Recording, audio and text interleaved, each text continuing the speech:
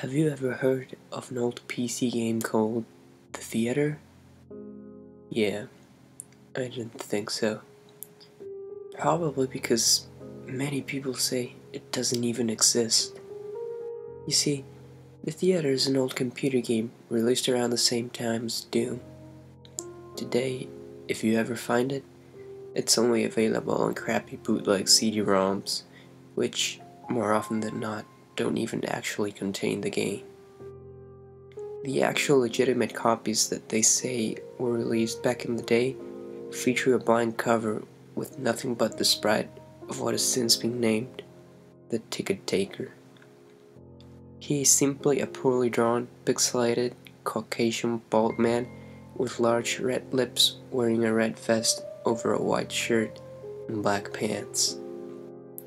He is completely emotionless, though some say that if you smash the disc, his face is shown as angry the next time you look at the cover, though this is just dismissed as an urban myth. What is peculiar about the theater, though, is that there is no developer name on the jewel case, nor a game description on the back. It is simply the Ticket Taker on a white backdrop on both sides. The game was initially known for its inability to install correctly.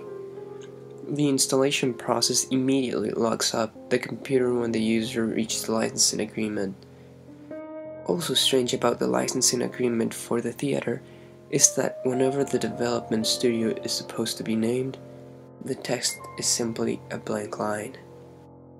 Anyway, most people who have claimed to owning one of these original CDs says that they figured out how to install the game by simply rebooting their computers on the licensing agreement with the disc still inside.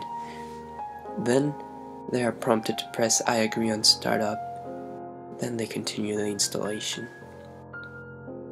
If a player supposedly manages to find what they believe to be a working copy, they have said that the installer window will freeze and stop responding before you can click your first next. But they do also say that their PCs do not lock up, and it is only the installer that freezes.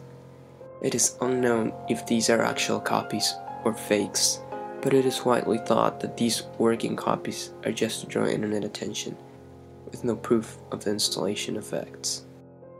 Upon proper installation, the game then starts up without any introduction, besides a main menu that is simply the sprite of a movie theater's exterior on an empty city street.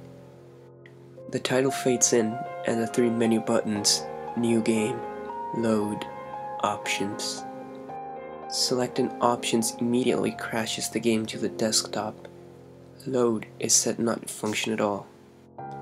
Even if you do have a saved game, nothing happens when you press it. Thus, New Game is the only working menu option. Once it is selected, you are in the first-person view. You are standing in an empty movie theater lobby, with the exception of the ticket taker standing in front of a dark hallway, which one can only assume leads to the theaters themselves.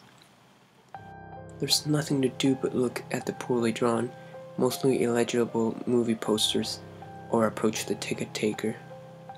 Once the player moves towards the ticket taker, a very low quality sound clip plays, saying, "Thank you, please enjoy the movie," along with a speech box saying the same thing. You then walk into the hallway, and the screen fades to black, and you're back in the empty lobby, and you do the exact thing again and again and again. While this may sound like a really horrible game, a number of peculiar things occur as you continue to play it. The number of times that you have to continue into the hall after giving your ticket to the ticket taker before the strange events happen is unknown. Most state that it's completely random and could take anywhere from the first playthrough to the 400th. What happens though has deeply disturbed some players. The first occurrence is when the player fades back in after walking into the hallway. This time, they will notice the ticket taker is completely absent. The player then, without any other options, decides to walk into the dark hallway. The sound clip and text box mentioned previously still play in the absence of the ticket taker, but when the player walks into the hallways, the screen does not fade out. It goes pitch black as they walk deeper into the hall, but the player footstep sound clip is still playing as they continue to push the up button on their keyboard. Those claiming to have played the original game report to have felt extremely uncomfortable walking down the hallway, anticipating the hallway something horrible happening.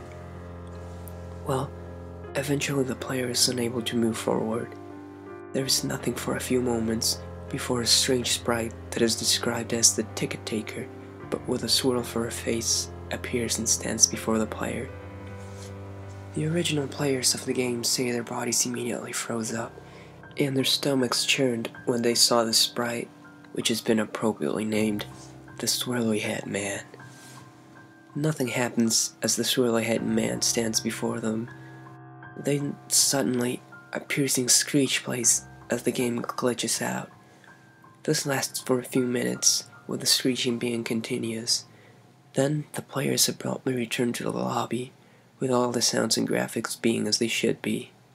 The game continues normally for the next couple of cycles of entering the hallway, with a couple of the original players claiming the Swirly Head Man would briefly appear and disappear in the corner of the screen as a brisk yelp sound effect plays.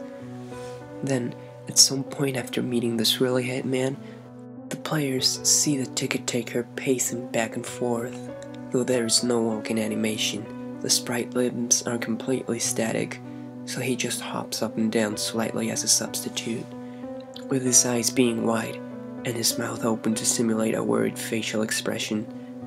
Some players noted that the movie posters have been replaced with images of the Swirly Head Man, which caused them to immediately turn their character's head away from the posters and approach the ticket taker. Then another different low-quality sound clip plays, but the speech box contains nothing but corrupted characters that cause whatever text that would have been in the box to be completely illegible.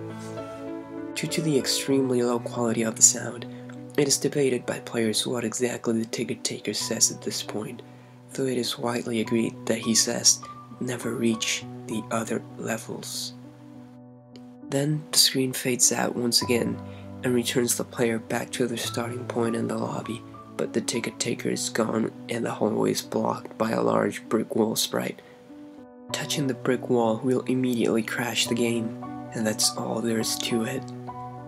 No one knows what the other levels are or how to gain access to them, nor is it known why the Swirly Head Man causes such acute fear in those who have seen him in the game. All the original copies of the theater have either been lost or destroyed, but the creepiest part is that all the original players of the game claim to occasionally see a brief glimpse of the Swirly Head Man out of the corner of their eyes. I even see it through my own eyes.